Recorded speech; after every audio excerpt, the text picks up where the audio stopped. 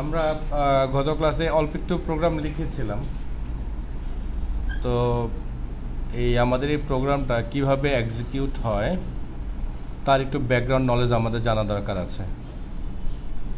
তো আমরা মূলত যে কোডগুলোকে লিখি সেই কোডগুলোকে আমরা বলি সোর্স কোড, এবং সোর্স কোডটা যেটা হয় আমরা যা লিখি হুবহু তাই থাকে। ওকে, এই সোর্স কোডটা যেটা হয় আমাদের কম্পিউটারের মধ্যে যে জেডিকেটা দেওয়া আছে, এই জেডিকের মধ্যে একটা কম্পাইলার দেওয়া আছে।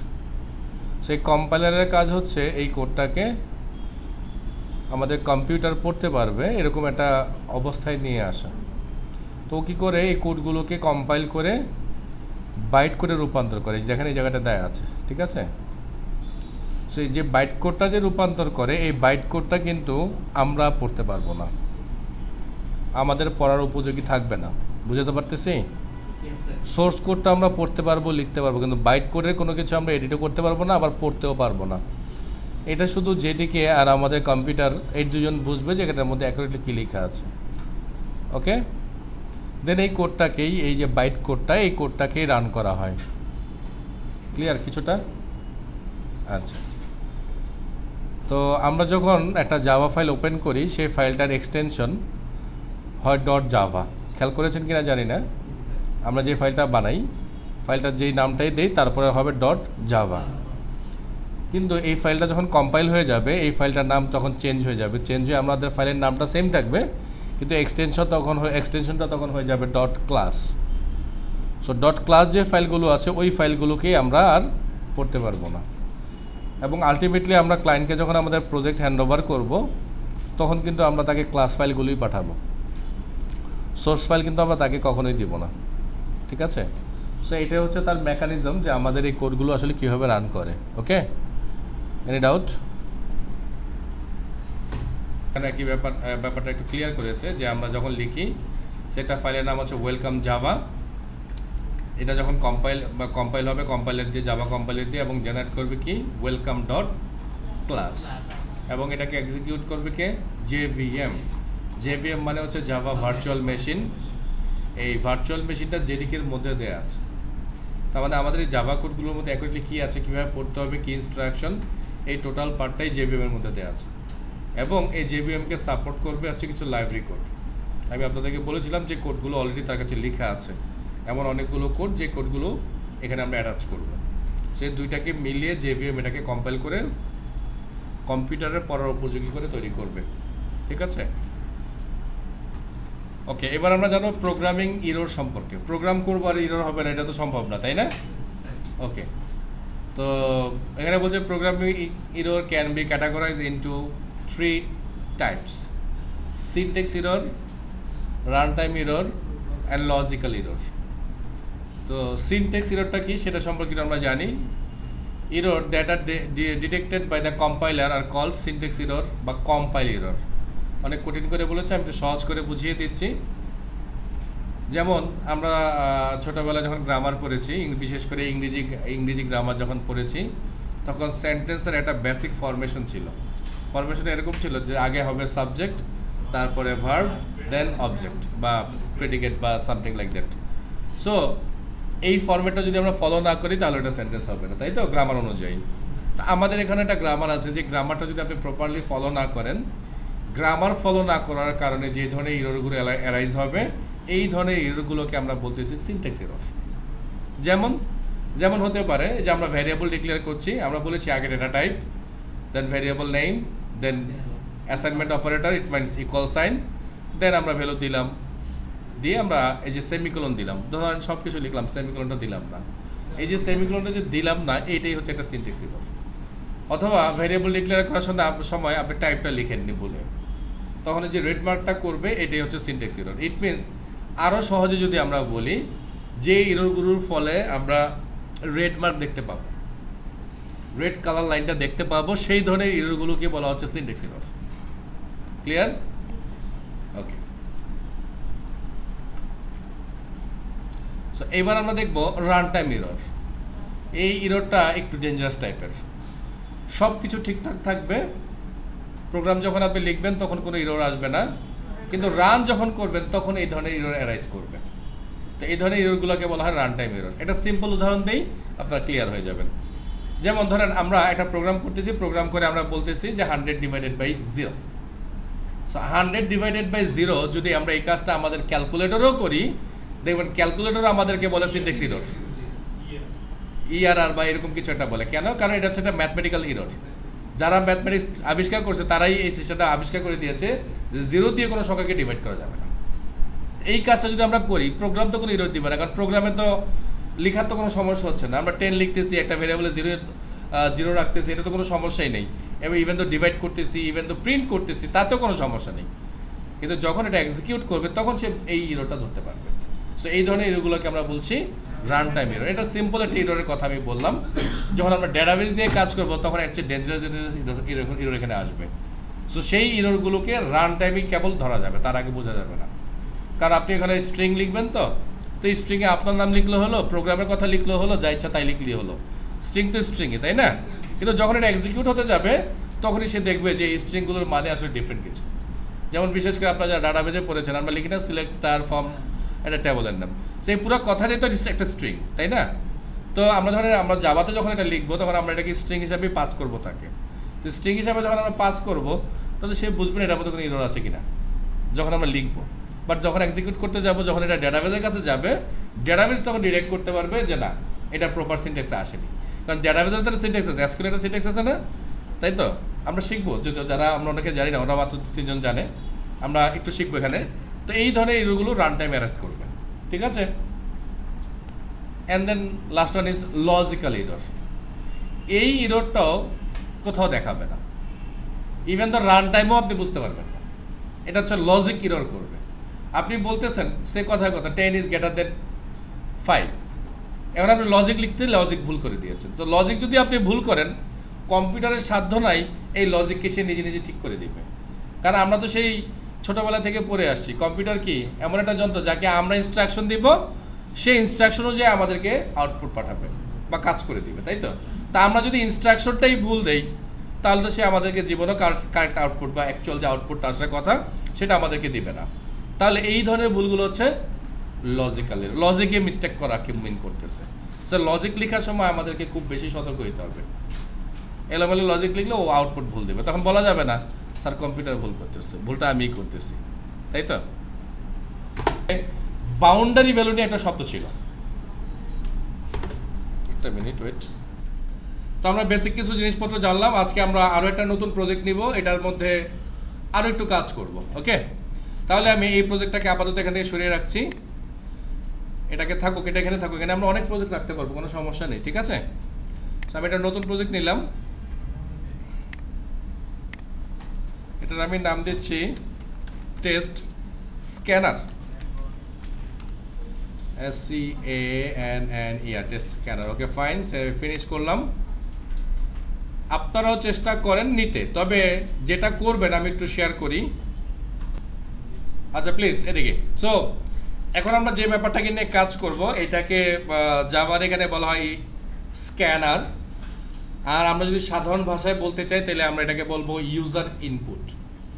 ইট মিনস আমরা যে প্রোগ্রামটাকে করলাম কালকে, এই প্রোগ্রামের সব ভ্যালু আমরা আগে থেকেই ফিক্স করে দিয়েছিলাম। এখন আমরা যে প্রোগ্রামটাকে লিখবো, এই প্রোগ্রামে কোনো ভ্যালুই ফিক্স থাকবে না, পুরা ভ্যালুটাকে ইউজারের কাছ থেকে নেব, নেওয়ার পরে ওই ভ্যালুটাকে আমরা প্রসেস করব, ইভেন জাস্ট প্রিন্ট করব, কিন্তু ভ্যালুটা ইউজার দিবে। ক্লিয়ার? সো ইউজারের কাছ থেকে যদি ভ্যালুটা নিতে হয় তাহলে আমাদেরকে একটা লাইব্রেরি ব্যবহার করতে হবে বা একটা ক্লাস ব্যবহার করতে হবে। এই ক্লাসটার নাম হচ্ছে স্ক্যানার, ওকে? সো আমি যেভাবে লিখছি একটু দেখেন, আরও গল্প আমি পরে বলছি। আচ্ছা, তার আগে এই জায়গাটাকে একটু খেয়াল করেন আপনারা, দেখেন আমি একটু পরিষ্কার করে দিচ্ছি দেখা বোঝার জন্য।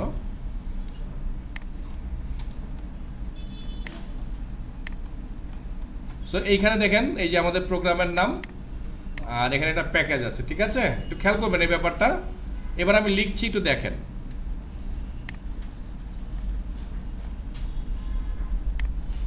সো ক্যাপিটাল এস, কারণ আমরা বলেছিলাম আমরা যে ক্লাসগুলো লিখবো সেগুলো স্টার্ট হবে ক্যাপিটাল লেটারে, মনে আছে তো?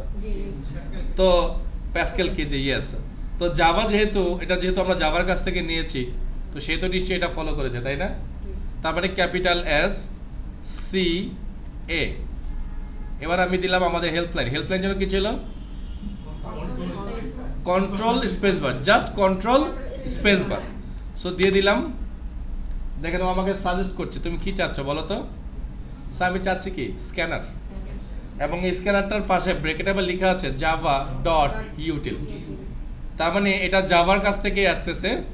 জাভার একটা প্যাকেজ আছে, যে প্যাকেজের নাম হচ্ছে ইউটিল প্যাকেজ।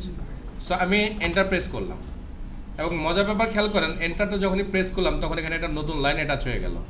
আমি বলেছিলাম যে এই কোডটা কোথা থেকে আসতেছে তার একটা সোর্স এখানে লেখা থাকবে ইম্পোর্টের মাঝে। সো যদি কোনো কারণে এই লাইনটা মুছে যায় তাহলে কিন্তু আপনার স্ক্যানারটা ডিঅ্যাক্টিভ হয়ে যাবে, আবার কাজ করবে না। ক্লিয়ার? সো খুব ঠান্ডা মাথায় এগুলোকে নিয়ে আমরা কাজ করব। ফাইন। আচ্ছা, এখন আমি যেটা করব, যে একটা ক্লাসকে তো আমি নিলাম, নিয়ে এবার ওকে যেটা করতে হবে কোনো একটা ভ্যারিয়েবলে লক করতে হবে। সো আমি একটা ভ্যারিয়েবল নিলাম, সে ইনপুট। তারপরে আমি লিখব নিউ নামে একটা কিওয়ার্ড। এটা একটা কিওয়ার্ড বলে দেখেন এটা কালারটা চেঞ্জ হয়ে গেছে। ওকে, সো আস্তে আস্তে আমরা কিওয়ার্ডগুলো জানবো। দেন আমরা যেটা করব, এবার কন্ট্রোল ধরে স্পেস বার প্রেস করবো। আবারও কন্ট্রোল ধরে স্পেস বার প্রেস করছি। আমি আবারও বলছি, এই ক্লাসটা আবার দেখাচ্ছে আমাকে। আমি জাস্ট এন্টার করব, ও আমাকে আরও কিছু সাজেস্ট করতেছে, তুমি আরও কিছু কি কি চাও। আমি আবারও এন্টার করব, করে এই সোর্স কথাটাকে জাস্ট কেটে দিব। ও আমাকে বলতেছে যে এখানে তুমি একটা সোর্স দাও, কি সোর্স থেকে তুমি এটা নিতে চাচ্ছ। ওকে, তো আমি এটাকে কেটে দিয়ে আমি এখানে বলবো সিস্টেম বা SY লিখে কন্ট্রোল স্পেস বার। দেখেন ও আমাকে সাজেস্ট করছে, দেখা যাচ্ছে যে উপরে যে তুমি কি সিস্টেম চাচ্ছ আমার কাছ থেকে। সো আমি প্রেস করলাম এন্টার, তারপরে একটা ডট, তারপরে আবারও এন্টার। দেখেন কি লিখা আছে IN, মানে আসলে বোঝাচ্ছে সিস্টেম ইনপুট, মানে সিস্টেম থেকে তুমি ইনপুট দিবা। ওকে, দেন লাইন শেষ। দেখেন আমার সব ধরনের এরর মুছে গেছে। এতক্ষণ কিন্তু এটা লাল দাগ ছিল। সো প্রথম দিকে লাল দাগ আসবে, লাল দাগটা দেখা যাবে, লাল দাগ দেখে ভয় পাওয়া যাবে না। পুরো লাইনটাকে কমপ্লিট করতে হবে, কমপ্লিট করলেই এরর সলভ হয়ে যাবে। ক্লিয়ার? আচ্ছা, এই যে কাজটা করলাম, এই যে নিউ একটা কিওয়ার্ড ইউজ করলাম, একই শব্দকে আমরা স্ক্যানারকে দুবার লিখলাম, এই যে টোটাল স্টাইলটা, এই স্টাইলটাকে বলা হয় অবজেক্ট ক্রিয়েশন, অথবা অবজেক্টের ক্লাসের ইনস্ট্যান্স ক্রিয়েট করা। এগুলোর সামনে আমরা OOP তে অনেক বড় করে জানবো। এখন জাস্ট আপাতত আপনাদের অ্যান্সারটা দেওয়ার জন্য আমি এতটুকু বললাম। ডিটেলস আমরা OOP পার্টে যেয়ে করব। এটার মাধ্যমে যেটা হয় যে অন্য কোথাও লেখা একটা ক্লাসকে আমরা অন্য আরেকটা জায়গায় আমরা ব্যবহার করতে পারি। ওকে, এটার সুবিধা হচ্ছে যে আপনি কোডটাকে একটা কোড যে এক জায়গায় যদি লিখে রাখেন, আপনি চাইলে সেই কোডটাকে বিভিন্ন জায়গায় বিভিন্নভাবে অনেকবার ব্যবহার করতে পারবেন। অবজেক্ট ওরিয়েন্টেড প্রোগ্রামিংয়ের সবচেয়ে বড় যেই মানে টার্গেটটা ছিল, সেই টার্গেটটাই ছিল এটা যে কোডকে যেন তারা রিইউজ করতে পারে, একই কোডকে যেন বারবার লিখতে না হয়। ওকে, ফাইন। সো আমরা ইনস্ট্যান্স ক্রিয়েট করে নিলাম। এখন থেকে দেখেন আমাদের এই ইনপুট যে শব্দটা আমরা লিখেছি, এই শব্দটা হেভি পাওয়ারফুল হয়ে গেছে। কীভাবে দেখেন। সো আমি একটা স্ট্রিং ভেরিয়েবল ধরছি। এটা ভেরিয়েবলটা এটা একটা নাম, ভেরিয়েবল দিলাম নেম। এবার আমি লিখবো এই ইনপুট কথাটা। দেখেন আমি IN লিখে কন্ট্রোল স্পেস বার দিচ্ছি, ও আমাকে সাজেস্ট করছে তুমি কি ইনপুট চাচ্ছ। সো আমাদের এই নেটবিনস ও কিন্তু অনেক ইন্টেলিজেন্ট, মানে ও কিন্তু বুঝে কি করতে হবে কার পরে, ঠিক আছে। এবং এটাকে এই কারণেই IDE বলা হয়, মানে ইন্টিগ্রেটেড ডেভেলপমেন্ট এনভায়রনমেন্ট। এটার মধ্যে অনেক কিছু জাভার অনেক ব্যাপার স্যাপার আগে থেকে ইন্টিগ্রেট করে দেওয়া আছে। তো যার কারণে জাভার অ্যাডভান্স যে সাপোর্টগুলো, সেই সাপোর্টগুলো আমরা এটার কাছ থেকে পাই। ওকে, ফাইন। সো আমি এন্টার প্রেস করলাম। তো আমি বলেছিলাম যে এই শব্দটা খুব পাওয়ারফুল হয়ে গেছে। সো দেখেন পাওয়ারফুলটা কীভাবে হলো, আমি জাস্ট ওর পরে একটা ডট প্রেস করলাম। সো দেখেন ডট প্রেস করার পরে ও আমাকে wide range of method offer করতেছে যে তুমি কি চাচ্ছ আমার কাছে বলো। তো এটা কিভাবে পাওয়ারফুল হলো, বিকজ এই লাইনটা দেওয়ার ফলেই কিন্তু এই শব্দটা পাওয়ারফুল হয়ে গেল। আপনি যদি সব কিছু কেটে কুটে এখানে ইনপুট লিখে ডট দেন, সারাদিনে কিচ্ছু আসবে না। যেমন দেখেন ডট দিলাম, নো সাজেশন, কিছু নাই। তার মানে ওর ক্ষমতা অলরেডি হারিয়ে ফেলছে। ওকে, সো আমরা ওকে ক্ষমতাটা আবার ব্যাক করি। ওকে, দেন আমরা আবার কন্ট্রোল স্পেস বার দিই। আচ্ছা, সো যেহেতু আমরা স্ট্রিং নিয়েছি, এখান থেকে আমরা নেক্সট লাইন এইটাকে ব্যবহার করবো। এখন আপনাদের প্রশ্ন হতে পারে যে স্যার আপনি তো জানেন বলে বলতেছেন যে নেক্সট লাইন ব্যবহার, আমরা কিভাবে জানবো? আপনাদের জানার জন্য আমি আমার স্ক্রিনে একটু ভালো করে তাকানোর জন্য বলছি। দেখেন, ও বলছে এটা মেথড এবং রিড এইটা এখানে কি লেখা আছে দেখছেন? স্ট্রিং।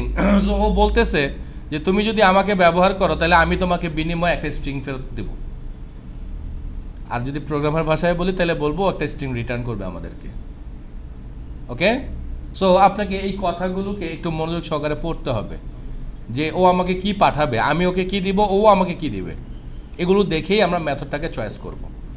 আর আরেকটা যেটা হবে যে আমরা প্রোগ্রাম করতে করতে আমাদের মাথায় এগুলো চলেই আসবে, তখন আমাদেরকে আর দেখতে হবে না। ক্লিয়ার? ওকে, সো আমি এটাকে নিয়ে নিলাম, নিয়ে লাইনটাকে আমি ক্লোজ করে দিলাম। ঠিক আছে? আচ্ছা, তার আগে আরেকটা লাইন দিতে চাচ্ছি। এই প্রোগ্রামটাকে যদি আমরা রান করি, আচ্ছা সে আমি এখানে একটা অ্যাস আউট প্রিন্ট করে দিচ্ছি। এখানে আমি লিখছি my name is plus name. Okay, আমি প্রোগ্রামটাকে রান করছি। প্রোগ্রাম কিন্তু রান হয়ে গেছে, সে আমার কাছে আমার নাম চাচ্ছে। দেখেন আমি লিখি আমার নাম, ঠিক আছে? কিন্তু কথা হলো এই যে ও যে প্রোগ্রামটা যে রান হলো, এটা আমি আগে থেকে প্রোগ্রাম করতাম বলে না বুঝতে পারছি যে রান হয়েছে। আপনারা তো বুঝতে পারতেছেন না, তাই না? তাহলে একটু চালাকি করি আমরা, কারণ আমি তো সেই শুরুতেই বলছি ওকে আপনি যেমন ইনস্ট্রাকশন দিবেন ও আপনার জন্য ঠিক তেমন কাজই করে দেবে। সো ওকে আমি ইনস্ট্রাকশনই ভুল দিয়েছি, ও জন্য এই জন্য আমার জন্য ভুল কাজ করতেছে। সেই ইনস্ট্রাকশন যদি এখন এমন হতো,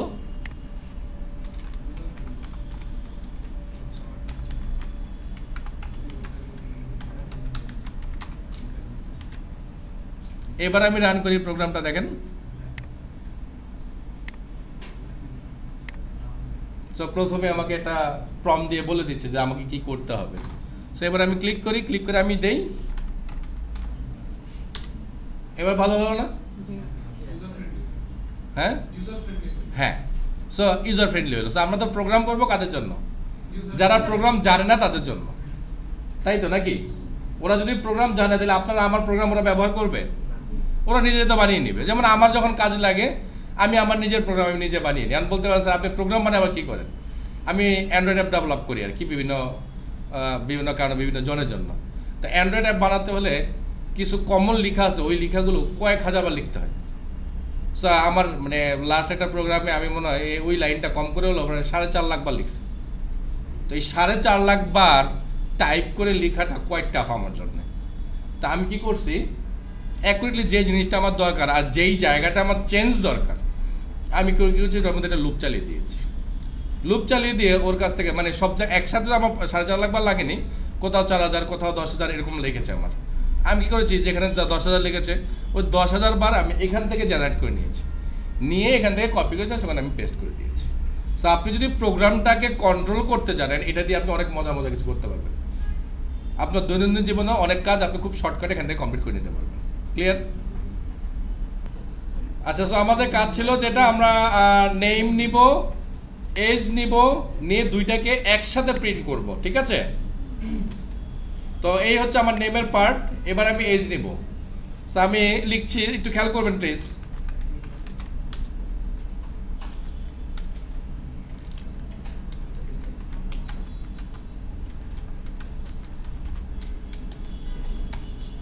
ওকে, সো আমি কোশ্চেন করে দিলাম। এবার আমাকে ভ্যালুটাকে রিসিভ করতে হবে ইউজারের কাছ থেকে, তাই তো? আচ্ছা, আপনার একটা কাজ আমার কাছে ভালো লাগেনি, যদিও একটু বুদ্ধি করার কথা বলেছিলাম। সো বুদ্ধিটা কেউ খাটার নাই। সেটা হচ্ছে এখানে ভেরিয়েবলটা নিব আমি ইন্টিজার, কারণ এজ হচ্ছে একটা নাম্বারে আসবে। আপনারা সবাই স্ট্রিংয়ে করেছেন, হ্যাঁ? আচ্ছা, যাই হোক। সো ইনপুট ডট, এটার জন্য আমাকে এইখানে একটু চেঞ্জ করতে হবে, বিকজ আমাকে এখানে রিটার্ন করবে ইন্টিজার, তাহলে তাই না? তাহলে এখান থেকে আমি নিব নেক্সট ইন্টিজার, এবং দেখা যায় যে ডান পাশে শেষ করা কিন্তু লেখা আছে ইন্টিজার। সো ডান হয়ে গেল। দেন আমি এবার ফাইনাল এই অ্যাসাউটটাকে এখান থেকে সরিয়ে ফাইনাল অ্যাসাউট হিসাবে এটাকে নিয়ে আসলাম। তো মাই নেম ইজ এটা প্লাস একটা space and my age is আবার একটা স্পেস প্লাস এজ, ডান, শেষ। ক্লিয়ার? সো যারা এটা কমপ্লিট করেন নাই এবার কমপ্লিট করেন। সো নেমিং কনভেনশন, যদিও আমি একটু মুখে বলে দিয়েছি আপনাদেরকে, মানে নেমিং কনভেনশন দিয়ে মেনলি বলতেছে যে আমরা যে এই প্রোগ্রামের মধ্যে কখন কোন ধরনের নাম লিখব, কোন ধরনের নাম কিভাবে লিখব, তার একটা রুলস। যদিও আনঅফিসিয়ালি আমি আগে বলে দিয়েছি আপনাদেরকে। যেমন আমি এই জায়গাটা পড়ছি, সো বলছে use lower case for variable and methods. তার মানে আমরা যদি কোনো ভ্যারিয়েবল নেই সেই নামটা শুরু হবে অলওয়েজ লোয়ার কেস। তো এইটাকে প্রোগ্রামের ভাষায় বলা হয় ক্যামেল কেস। ক্যামেল কেসটা আবার কেমন? ক্যামেলের কথা তো জানি, উটের স্ট্রাকচারটা কেমন? উটের পিঠের দিকটা একটু নিচু, হঠাৎ করে উঁচু, আবার নিচু, তাই তো? সো এই জন্য এটাকে বলা হচ্ছে ক্যামেল কেস, মানে স্টার্ট হবে লোয়ার কেসে, তার পরবর্তী যে ওয়ার্ড যদি অ্যাটাচ হয় তাহলে সেটা হবে ক্যাপিটালে। ইট মিনস সে ধরেন আমি একটা ভেরিয়েবল লিখবো, যে ভেরিয়েবলটার নাম হবে ইউজার নেম। সো এইখানে ইউজার নেমের ইউটা হবে স্মল লেটারে, বাকি সবটা ইউজার এই পুরোটাই হবে স্মল লেটারে, নেইমের এনটা হয়ে যাবে ক্যাপিটাল, আবার বাকিগুলো সব স্মল। ইট মিনস নতুন করে যতগুলো ওয়ার্ড তার সাথে অ্যাটাচ হবে সবগুলাই স্টার্ট হবে ক্যাপিটাল দিয়ে, বাট একদম শুরুটাই শুরু হবে স্মল লেটার দিয়ে। কিছু বুঝাতে পারছি? যেমন প্রাইস বা ইউনিট প্রাইস একটা ভেরিয়েবল হতে পারে আমাদের জন্য। সো ইউনিট প্রাইসের ইউটা হবে স্মল, ইউনিটের বাকি যে ক্যারেক্টারগুলো থাকবে সেটাও হবে স্মল, প্রাইসের পিটা হয়ে যাবে ক্যাপিটাল। কজ ভেরিয়েবল অলওয়েজ একটা মাত্র ওয়ার্ডে লিখতে হয়। সো এখানে যদি আমাদের 3-4টা ওয়ার্ড লিখতে হয় সবাইকে একসাথে একটা ওয়ার্ড বানিয়ে ফেলতে হবে। সো এখানে যে অনেকগুলো ওয়ার্ড আছে সেটা বোঝার জন্য আমরা কি করব, ওই মাঝে দিয়ে ওই ওয়ার্ডগুলোকে স্টার্ট করব ক্যাপিটাল দিয়ে। ক্লিয়ার? হ্যাঁ। সো এই স্টাইলটা, এই ক্যামেল কেসটাকে আমরা ব্যবহার করব কোথায়? যখন আমরা ভ্যারিয়েবলের নাম দিব তখন, যখন আমরা মেথডের নাম নিব তখন। ঠিক আছে? যেমন আমরা যে মেইন লিখেছি, দেখেন যে মেইন কথাটা লেখা আছে পাবলিক স্ট্যাটিক ভয়েড মেইন লেখা আছে না কথাটা? দেখেন ওই মেইনের এমটা কিন্তু স্মল লেটারে করা, তার মানে যে বলেছি না এই কনভেনশন তারাও ফলো করছে। ক্লিয়ার? ওকে। তারপরে লেখা আছে, এই পার্টটা আমি পড়ছি এবার। সো এই যে পার্টটা, সো লেখা আছে capitalise the first letter of each word in a class name. So যখন আমরা একটা নতুন ক্লাস ক্রিয়েট করব, এখন আমরা করছি না, এখন যেটা আমরা ফ্রি পাচ্ছি সেটাকে গিয়ে ব্যবহার করছি, বাট ইন রিসেন্ট ফিউচার আমরা নতুন নতুন ক্লাস নেব আমাদের জন্য। সো যখন আমরা ক্লাসগুলো নেব, ক্লাসগুলোর নামগুলো অলওয়েজ স্টার্ট হবে ক্যাপিটাল লেটারে, তার মানে ওইখানে আমরা ব্যবহার করব প্যাসকেল কেস। ক্লিয়ার? ওকে। আরও একটা স্টাইল আছে, সেটা হচ্ছে গিয়ে ক্যাপিটালাইজ এভরি লেটার, সবগুলা লেটারই হবে ক্যাপিটালে। এটা কখন হবে? এটা হবে যখন আমরা কনস্ট্যান্ট ভেরিয়েবল ডিক্লেয়ার করব। সো কনস্ট্যান্ট ভেরিয়েবল মানে কি, একটু সিম্পলি বলে দেই, এই ভেরিয়েবলের ভ্যালুগুলোকে কখনোই চেঞ্জ করা যাবে না।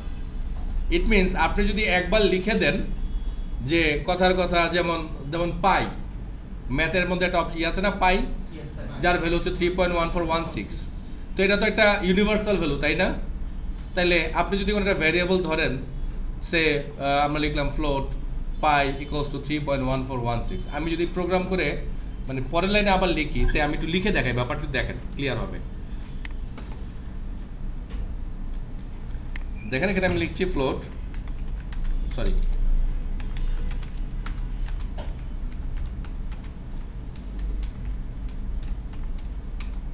আচ্ছা এটা এরর দিচ্ছি, এররটাকে সলভ করার জন্য এখানে একটা এফ লিখতে হবে, ক্যাপিটাল আর স্মল লিখলেই হবে। হ্যাঁ, সো লিখে দিলাম।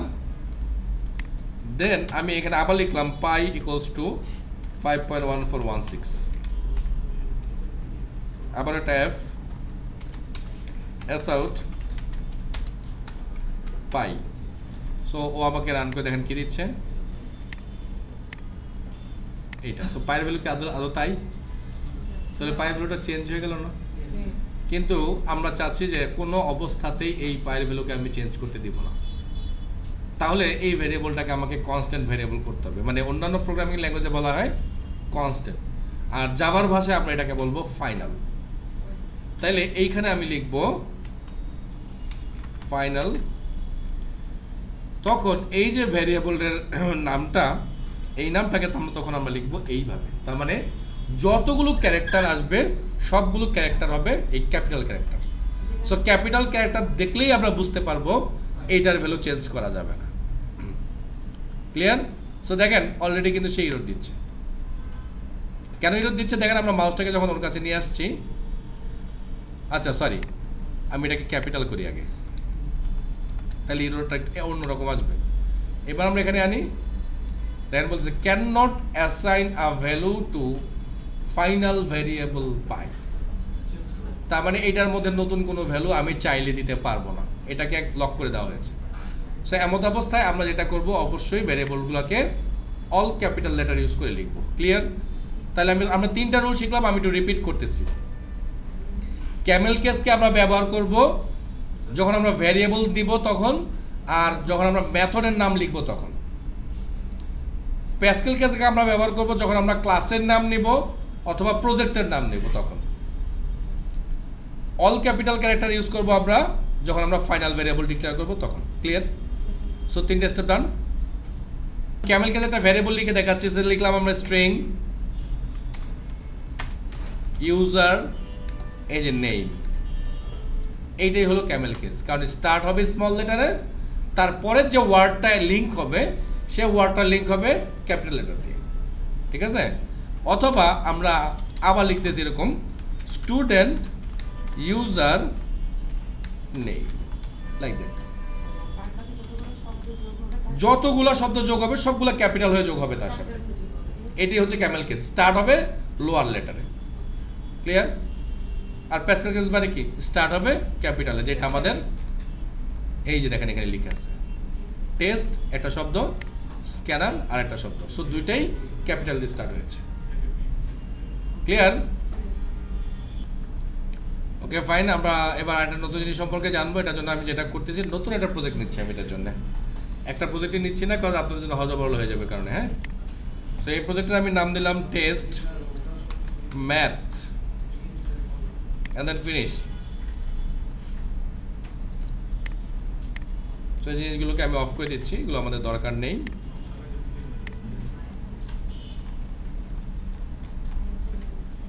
আশা করি আপনারা দেখতে পাচ্ছেন। ওকে, সো একটু প্লিজ এদিকে খেয়াল করবেন। আমরা একটা ভ্যারিয়েবল দিলাম integer number equals to say 5। এই নাম্বারটাকে আমরা চাচ্ছি সে ধরেন স্কোয়ার করতে। তো নর্মাল সেন্সে আমরা স্কোয়ার করতেই পারি যে 5 ইন্টু 5 অথবা নাম্বার ইন্টু নাম্বার, তাই তো নাকি? কিন্তু আমি এটাকে নর্মাল স্টাইলে করবো না, আমি চাচ্ছি ম্যাথকে ব্যবহার করতে। সো একটু খেয়াল করেন, এখানে আমরা লিখতেছি অ্যাস আউট, একটু খেয়াল করবেন প্লিজ। ম্যাথ ক্যাপিটাল ক্যারেক্টারে আমি স্টার্ট করলাম, ম্যাথ ডট, দেখেন ও আমাকে অনেক কিছু সাজেস্ট করতেছে। তার মানে এই ম্যাথ, এই শব্দটা এখানে খুব পপুলার একটা শব্দ। ইট মিনস একটা ক্লাস, যে ক্লাসটা জাভা আমাদের জন্য আগে থেকে বানিয়ে রেখেছে। ঠিক আছে? সো আমি এখান থেকে ইউজ করবো পাওয়ার বা এই যে এটা, সেখানে আমি বললাম নাম্বার, আর এখানে কি পাওয়ার চাই সেটা আমরা লিখবো। সো আমি চাই 5 পাওয়ার, মানে যে নাম্বারটি থাকবে তার উপর পাওয়ার 5। ক্লিয়ার?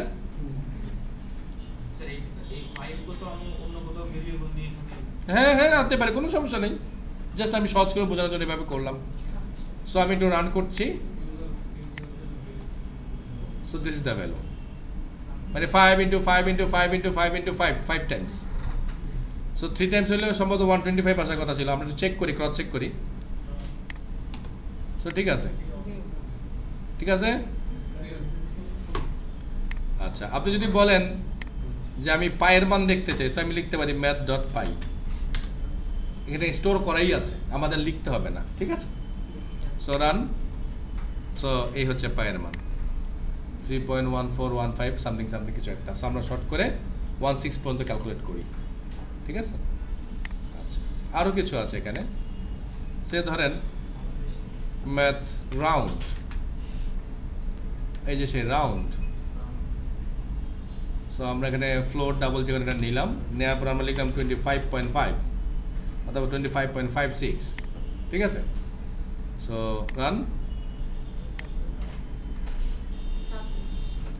কেন, ওই যে ছোটোবেলা আমরা ম্যাথ পড়েছিলাম না, দশমিকের পরে 5 অথবা তার চেয়ে বেশি থাকলে তার আগে এক যোগ হয়ে যায়। সো তাই হয়ে গিয়েছে। সো এটাকে যদি আমি একটু কমিয়ে দিই, 4-6 করে দিই, ক্লিয়ার। সো একটু আগে আপনারা যে যে প্রবলেম পড়তেছিলেন, ওই যে কে যেন একজন ইন্টিজারে কনভার্ট করছেন, সো তার জন্য কনভার্ট করতে হবে না, ক্লিয়ার তো। সো এই ধরনের ম্যাথের মধ্যে প্রচুর এরকম ফাংশন আমাদের জন্য করে দেওয়া আছে। ওকে, ক্লিয়ার তো।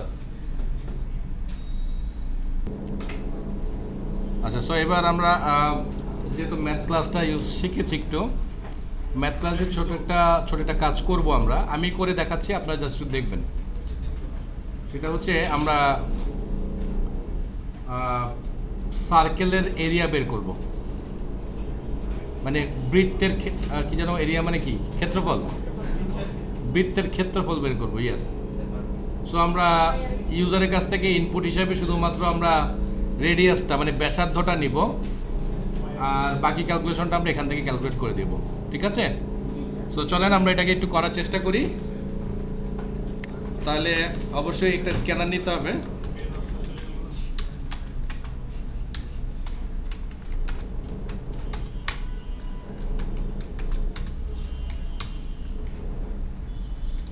সো আমরা স্ক্যানারটাকে নিয়ে নিলাম, এবার ভেরিয়েবল চেঞ্জ করে দিলাম। আগে আমরা করেছিলাম ইনপুট, এবার আমরা এখানে লিখেছি এস। ওকে, সো এবার আমরা এস আউট পাঠিয়ে দিচ্ছি একটা। সো আমরা বলবো এন্টার রেডিয়াস, আচ্ছা রেডিয়াস ভ্যালু লিখে দিলাম। সো রেডিয়াসের ভ্যালুটাকে আমরা ইন্টিজার দিয়ে ধরবো, সো ইন্টিজারটাই থাকুক, এখানে আমরা এটাকে রেডিয়াস করে দিচ্ছি।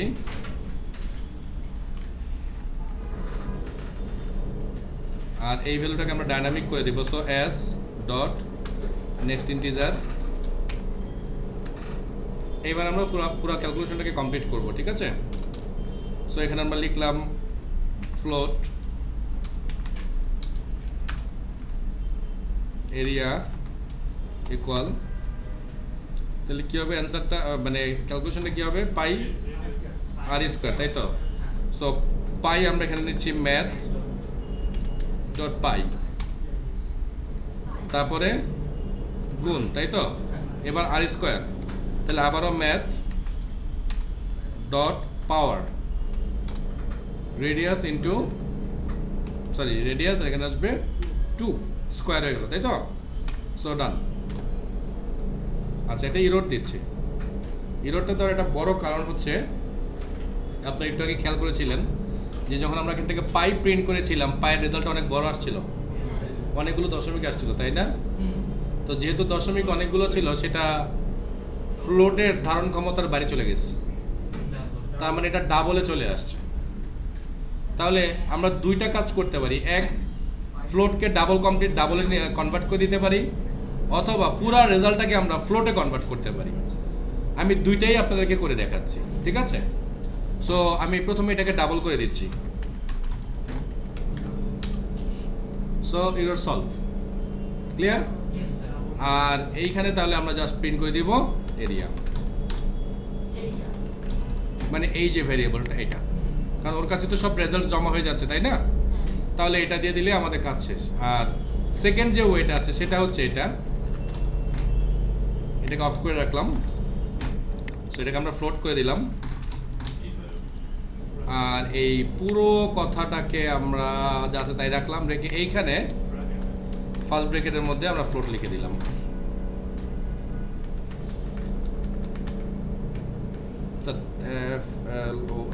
ফ্লোট। আচ্ছা, এই ফ্লোটে কাজ করে না, তাহলে আরও একটা স্টাইল আছে, সেটা আমরা অ্যাপ্লাই করবো এবার। সেটা কি, এবার সেটা দেখাই, পার্স করবো। ইয়েস, সে পুরোটাকে আমরা একটু কাট করে রাখলাম, রেখে আমরা এখানে ক্যাপিটাল ফ্লোট লিখবো, ক্যাপিটালে, হ্যাঁ। এটার মানে পরে বলবো। এবার আমরা লিখবো পার্স, এটার মধ্যে আমরা এটাকে পাস করি, দেখি এরর সলভ হয়েছে নাকি এখনো এরর আছে, দেখে নেই। একটা এরর দেখাচ্ছে double cannot be converted to string. So আমরা যেটা করলাম, আমরা এই পুরোটাকে ব্র্যাকেটে লক করে দিলাম এবং আমরা এই পুরোটাকে আবার ফ্লোটে আমরা কনভার্ট করে দিলাম, টাইপ কাস্ট করে দিলাম, ঠিক আছে। সো এবার যদি আমরা রান করি, দেখেন কোনো এরর নাই। সো আমাদের কাছে রেডিয়াস চাওয়া হচ্ছে 5, সো 78.53982, এই হচ্ছে আমাদের রেজাল্ট। সো এটা দেখানোর ব্যাপারটাই হলো যে আমরা চাইলে ম্যাথ ক্লাস ব্যবহার করে ওই কাজগুলো খুব সহজে করে ফেলতে পারি, ঠিক আছে। ঠিক আছে, সিলেকশন। তো সিলেকশন মানে তো আমরা বুঝতেছি যে আমাদের কাছে অনেকগুলো অপশন থাকবে, সেখান থেকে কাঙ্ক্ষিত একটা অপশনকে আমরা চয়েস করব। সো এইগুলো করার জন্য আমরা এই বুলিয়ান টাইপ ডাটা টাইপটাকে ব্যবহার করব। ইট মিনস যেটাকে আমরা গতকালকে বলেছিলাম কম্পারিজন অফ, সরি এটা তো অ্যাসাইনমেন্ট অপারেটর, দুঃখিত, এইটা অ্যাসাইনমেন্ট অপারেটর, বাট এটার মধ্যে আমরা যেটা ইউজ করব সেটা হচ্ছে কি কম্পারিজন অপারেটরগুলোকে। তার মানে greater than, less than, greater than equals to, less than equals to, অথবা নন ইকুয়াল। ওকে, সো এইগুলোকে ব্যবহার করে আমরা অনেকগুলো অপশন থেকে আমরা একটা অপশনকে চয়েস করব, অথবা কোনো একটা অপশনের উপর ভিত্তি করে আমরা কোন টাস্ক কমপ্লিট করব সেটা এখানকার এটার উপর ডিপেন্ড করবে আমাদের। ওকে, সো ফার্স্ট যে জিনিসটা আমরা এখানে শিখবো সেটা হচ্ছে ইফ স্টেটমেন্ট। তো ওয়ার্ল্ডে যত প্রোগ্রামিং ল্যাঙ্গুয়েজ আছে সবার কাছে এই স্টেটমেন্ট আছে, হয়তো বা লেখার স্টাইলটা প্রোগ্রামিং ল্যাঙ্গুয়েজ ভেদে একটু ডিফারেন্ট, ঠিক আছে। তো আমাদের এইখানকার যে স্টাইলটা সেটা হচ্ছে এই স্টাইলটা, দেখেন এই যেটা। আচ্ছা একটু প্লিজ, সরি। সো এটাকে আমরা কিভাবে স্টার্ট করব, দেখেন আমরা প্রথমেই একটা কিওয়ার্ড ইউজ করব, সেটা হচ্ছে ইফ। সো ইফের কালারটা একটু ডিফারেন্ট দেখা যাচ্ছে আমার মনে হচ্ছে, যদিও এখানে খুব একটা ভালো কালার আসতেছে না। তারপরে আমরা একটা প্যারেনথেসিস ইউজ করব, বা ফার্স্ট ব্র্যাকেট শুরু করব অথবা শেষ করব। এর মাঝেই আমরা যেটা করব বুলিয়ান এক্সপ্রেশন, অথবা আমরা বলতে পারি কন্ডিশন এখানে আমরা ব্যবহার করব। দেন কার্লি ব্রেস, মানে সেকেন্ড ব্র্যাকেট শুরু হবে, সেকেন্ড ব্র্যাকেট শেষ হবে। এই সেকেন্ড ব্র্যাকেটের মাঝখানে যে কথাটা আছে সেটাকে বলা হয় স্টেটমেন্ট, অথবা আমি একটু সহজ করে বোঝানোর জন্য বলি ইফ এর বডি, ইফ এর বডি, ইফ এর পার্ট। ইফ যদি কারেক্ট মানে ট্রু হয় তাহলে এই ইফের বডিটাকে নিয়ে কাজ করবে, আর ঠিক তারপরেই আমরা লিখবো এলস। এলস পার্টটা পরেই লেখা আছে, আমি দেখাচ্ছি আপনাদেরকে, এই যেমন। সো এলস, এলসের পরে কিন্তু আর কোনো ফার্স্ট ব্র্যাকেট বা প্যারেনথেসিস নাই, কারণ কন্ডিশন ওই একটাই, ওইটার উপর ডিপেন্ড করেই ওইটা যদি ট্রু হয় তাহলে ইফের বডি কাজ করবে, কন্ডিশনটা যদি ফলস হয় তাহলে এলসের বডির পার্টটা কাজ করবে। ক্লিয়ার? আমি আবারও রিপিট করতেছি, যদি কন্ডিশনটা ট্রু হয় ইফের বডির মধ্যে কি লেখা আছে এইটাকে সে ইগনোর করবে, একবার ইগনোর করবে, কি আছে কিছু চিন্তাই করবে না, সে জাম্প করবে এলসের বডিতে। ওকে, আর যদি ইফ ট্রু হয় তাহলে ইফের বডিতে যা আছে সেটাকে নিয়ে কাজ করবে, এলসের পুরো পার্টটাকে সে ইগনোর করবে। মনে থাকবে? ওকে, তো চলেন আমরা দুইটা লাইন লিখে দেখি। ওকে প্লিজ আমার দিকে দেখবেন। সো আমি একটা ইফ স্টেটমেন্ট লিখতেছি, সে আমরা বললাম if, so parenthesis, curly brace, এটা মাঝে একটু জায়গা, এটা শেষে এলস, কার্লি ব্রেস, মাঝখানে একটু জায়গা। সো আমি রিকোয়েস্ট করব অবশ্যই স্টাইলটা ফলো করবেন, মানে আগে পুরো স্ট্রাকচারটাকে বানিয়ে নেবেন। কেন বানিয়ে নেবেন সেটা একটু শেয়ার করি, কারণ দেখা যায় যে এটা অনেক সময় যে আমরা এই কন্ডিশন ইফের বডি লিখতে লিখতে অনেক সময় এই ইফ যে কোথায় শেষ হয়েছে সেটা অনেক সময় খুঁজে পাই না, ঠিক আছে। দেন এই অনেকগুলো ব্র্যাকেট চলে, মানে আমরা এখানে এত কথা লিখতে পারবো বা এত কথা লিখি মাঝে মাঝে যে ইফ কোথায় শুরু হয়েছে কোথায় শেষ হয়েছে আর এলস কোথায় শুরু হয়ে কোথায় শেষ হয়েছে এটা খুঁজে পেতে আমাদের কষ্ট হয়ে যায়। এই জন্য যেটা করবেন অলওয়েজ স্ট্রাকচারটা বানিয়ে ফেলবেন, দেন তার ভিতরে এসে আমরা আমাদের যত কিছু দরকার সেটা আস্তে ধীরে করব। একটা জিনিস একটু খেয়াল করেন, যখন আপনি এই ব্র্যাকেটটাকে বা এই কার্লি ব্রেসের স্টার্টটাকে ক্লিক করবেন, দেখেন এইটা একটু কালার হয়ে যাবে। ইট মিনস ও বুঝিয়ে দিচ্ছে যে আমার শুরুটা এটা, আমার শেষটা এটা। তার মানে যখন আমরা কনফিউজড হয়ে যাব তখন কিন্তু আমরা একটু এখানে ক্লিক করে চেক করব যে আমাদের এটা কোথায় শুরু হলো আর কোথায় শেষ হলো। ক্লিয়ার? ওকে, সো এখানে আমরা একটা বেসিক কন্ডিশন লিখি। সো আমরা লিখলাম 10 is greater than 20 যদি হয়, আমি অ্যাসার্ট করলাম ট্রু। সো এই ট্রু কিন্তু আমি ডাবল কোটের মধ্যে লিখলাম, তার মানে এটা একটা স্ট্রিং, এটা কিন্তু বুলিয়ান ভ্যালু না, খেয়াল করবেন ব্যাপারটা। আর এখানে আমি আবার লিখলাম অ্যাসার্ট ফলস। ওকে, এখন তো দুইটা রান হবে না, রান হবে তো যে কোনো একটা, কারণ হয় আমার কন্ডিশন ট্রু হবে অথবা আমার কন্ডিশন ফলস হবে। সো ট্রু হলে ইফ এর বডি কাজ করবে, ফলস হলে এলস এর বডি কাজ করবে। Okay, so let's run. Boolean value true আর ফলস হয় বলেছে, কিন্তু ডাবল কোটের মধ্যে যখন আপনি লিখবেন সেইটা কিন্তু আর বুলিয়ান ভ্যালু হবে না, সেটা হবে স্ট্রিং ভ্যালু, কারণ ডাবল কোটের খুব পাওয়ার আছে এখানে। ক্লিয়ার? ওকে, ফলস, কারণ আসলে তো ফলস হওয়ার কথা। তো আমরা একটু চেঞ্জ করে দিই এটাকে, 10 is less than, then rerun and then true. তার মানে আমাদের এই কন্ডিশনটা কিন্তু মোটামুটি কাজ করেছে, তাই তো? আচ্ছা যাই হোক, সো এটা ছিল আমাদের পাস ফেল বের করার জন্য ইফের একটা ছোট টেস্ট। সো আমরা যেটা করেছি, স্ক্যানার নিয়েছি, একটা মেসেজ পাঠিয়েছি, দেন মার্কসটাকে আমরা এখানে সেভ করেছি, এটাকে আমরা এখানে টেস্ট করলাম, ঠিক আছে? সো এইবার আমি এই স্ট্রাকচারটাকে একটু চেঞ্জ করতে চাচ্ছি। সো স্ট্রাকচারটাকে চেঞ্জ করতে চাচ্ছি মানে হচ্ছে এমন যে মাঝে মাঝে আমাদের অনেকগুলো কন্ডিশনকে চেক করতে হয়, এইটা কিনা অথবা এইটা কিনা অথবা এইটা কিনা, এমন অনেকগুলো কন্ডিশনকে চেক করতে হয়। সো এমন ক্ষেত্রে আমরা যেটা ইউজ করব সেটা হচ্ছে এলস ইফ একটা বাড়তি পার্ট আসবে, সেটাকে আমরা ব্যবহার করব। সো সেটা কেমন হতে পারে? এমন হতে পারে। সো এলস, এখানে আমরা লিখবো একটা ইফ। সো এলস ইফ লিখলে যেটা করতে হবে সেটা হচ্ছে আমাদেরকে অবশ্যই আবার এখানে প্যারেন্থেসিস দিতে হবে, ইট মিনস আরো একটা কন্ডিশন দিতে হবে। যেমন যতক্ষণ আমাদের লাগবে ঠিক ততক্ষণ সময় জুড়ে আমরা এটা দিতে থাকবো। ক্লিয়ার? সো এই ক্ষেত্রেই আমরা এটাকে ব্যবহার করতে পারতাম। হ্যাঁ পারতাম। সেটা কিভাবে দেখেন, আমি প্রথমেই চেক করব মার্কসটা, সরি যেটা আছে সেটা থাকুক, মার্কসটা হচ্ছে গিয়ে ওর ছোট কিনা, ঠিক আছে? না, এটাতে করা যাবে না, আমরা এটাকে একটু চেঞ্জ করি এভাবে। যদি 100 বড় হয়ে যায় তাহলে আমরা বলবো invalid,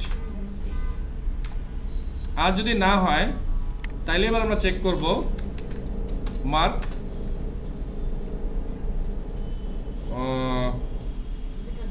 40, sorry greater than equal 40। ও সরি, হ্যাঁ দুঃখিত, এখানে 100 দিব আমরা, 100 বেশি হলে হয়ে যাবে, দুঃখিত। তাহলে পাস, দেন আমরা এখানে একটা এলস ইউজ করলাম, এটাকে আমরা অ্যাসার্ট করে এটাকে ফেল করে দিলাম। তাহলে আমাদের লজিকটা একটু প্রুফ হলো, একটু প্রুফ হলো, বাট আরও কাজ করা যেত এখানে।